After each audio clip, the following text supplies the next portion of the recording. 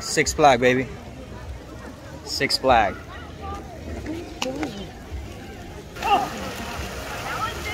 Ang magsyota.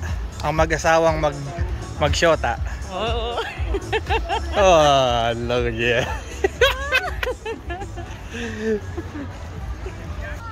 So. What you got? What you got? Yeah.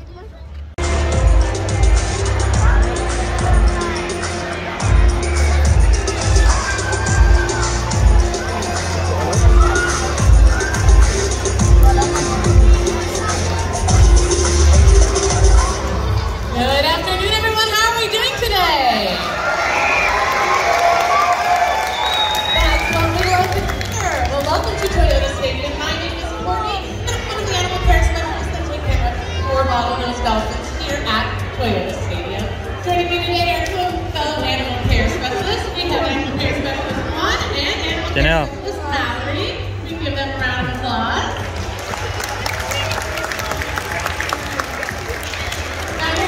Noticing that this show is a little bit different than any other dolphin show we're all used to seeing, and that's because of the unfortunate air quality that's happening in California right now. So because of that, we're going to, for the health and safety of our dolphins, not ask them to do the same high-end behaviors that we would normally see. So instead, we're going to do a little bit of a trainer talk. I'm going to answer some of your burning questions you always wanted to know, and we're going to get to know a couple of our dolphins. So, speaking of the stars of the show that you came to see, I'd love to introduce you to 2 of them. Out in front of you, coming out to the center of the pool, is our first dolphin of the evening. This is Deep. Give it up for Deep, everybody.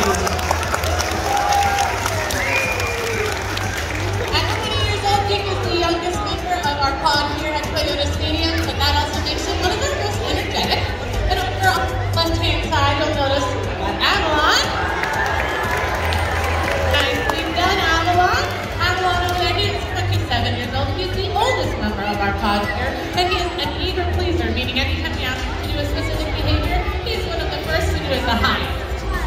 All right, now the first thing we're going to talk about is a little bit of the anatomy of a dolphin. They're called bottlenose dolphins because of the shape of their face, but that is actually not even their nose, it is just their mouth. You can see Avalon over there chomping his rostrum, which is what it is called. Now their nose is actually that blowhole that sits on the top of their head. And a fun fact, we don't just call it their head, it's known as their melon. So that blowhole's right on top, and that's where all the sounds you may hear a dolphin make come from. They don't have vocal cords like you and I do, so that sound actually comes from the top of that blowhole. So if we're a little bit quiet, I think you might be able to hear a couple of our vocals that we can do.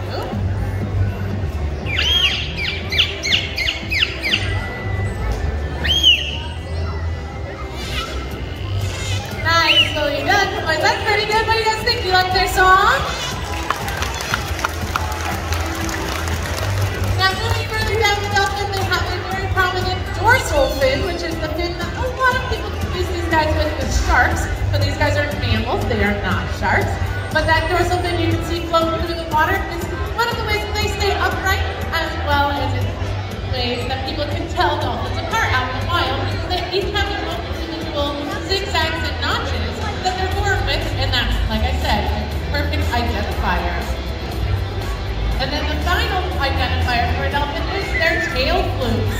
Their tail flukes are very strong and powerful. They can splash water, as you can see there, and they will oftentimes splash us as animal care specialists if we aren't paying enough attention to them, and they feel like being a little tricky that day. Now, we are often asked how we train our animals to do some of the behaviors that you get to see, and there's a couple of ways to explain that. One is that we use positive reinforcement, which simply means that anytime our animals do something that we like, we give them something they like. And for our dolphins, that can be in the form of ice or even Jell-O. We give them unflavored, sugar-free Jell-O. It is a way to give them more hydration because they don't have time. We need to make sure that we stay hydrated. After that simple positive reinforcement, we go to the target pull. You'll notice over on your left-hand side that Avalon and Mallory are doing some target pull maintenance. Now that target pull is brought from infancy, and baby dolphins are taught to touch their nostrils to that target pull, and then they move it side to side, they'll move their head side to side. Also, if we have them laying to their side, we might have them touch that target pole with another part of their body. They learn to associate that body to touch that target pole. That then shapes into certain behaviors, like you'll notice Steve here, spinning around in a circle. If we ask Avalon to lift that target pole and we spin it in a circle, that is where that dance behavior starts. Once he turns all the way around, you may hear our whistle. The whistle is a bridge. It's how we let them know that that right there is what we... Batman, baby.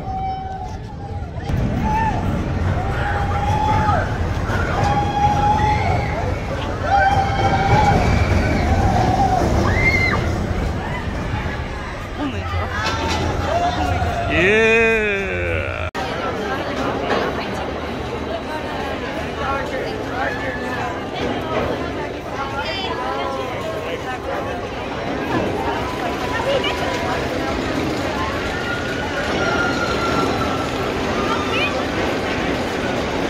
Batman.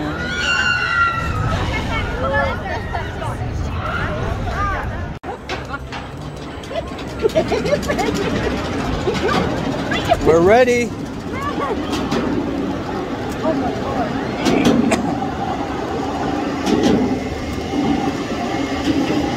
Babe. I love you. Love you too, baby. Woo! Woo! Yeah! Woo! Yeah!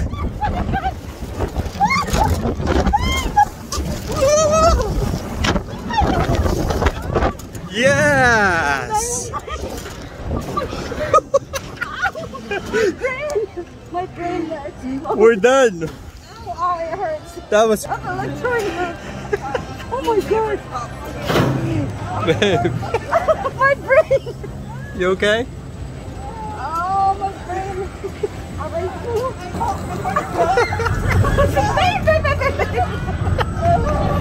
Oh, it hurts. Janelle, we're still alive. I know, Janelle. I was looking for you. I was in for RJ. Oh my God. Shit. My brain got my God, I got nervous. Shit. This was. I'm dizzy. I don't even know how to take this shit. There. Oh God. Another round, Janelle? Unbuckle your seatbelt, please. Unbuckle your seatbelt. Thank you. Thank you. Oh my God.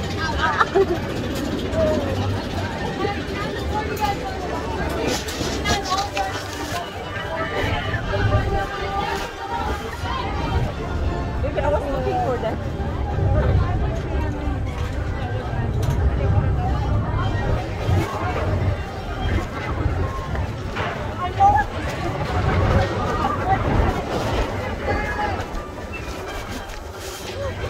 I want to watch a video.